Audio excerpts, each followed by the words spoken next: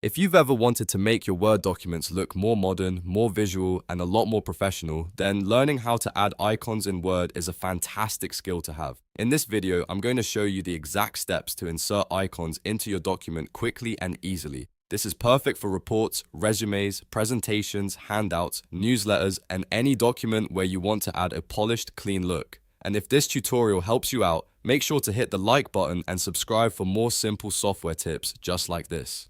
Alright, let's jump right in. To get started, open Microsoft Word and go to the document where you want to add your icon. Once your file is open, look at the top ribbon and click on the Insert tab.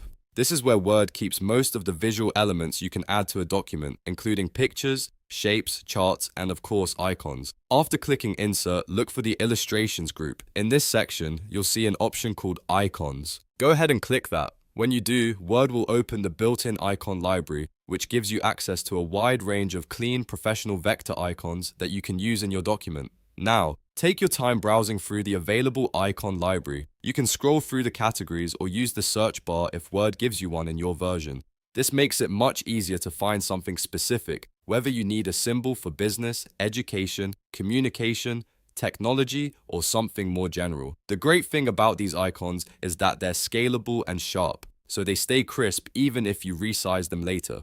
Once you find the icon or icons you want, click to select them. You can usually select more than one icon if needed, especially if you want to add several visual elements at the same time. After making your selection, click the Insert button. Word will place the icon directly into your document. From here, you can move the icon wherever you want on the page. You can also resize it by dragging the corners, and because it's a vector style icon, it should still look clear and professional. If you want to match your document style, you can often change the icon color as well, depending on the options available in your version of Word. If you're using icons to highlight key points in a list, section headers, or call-out boxes, they can make your content much easier to read and visually appealing. That's one of the biggest benefits of using icons in Word.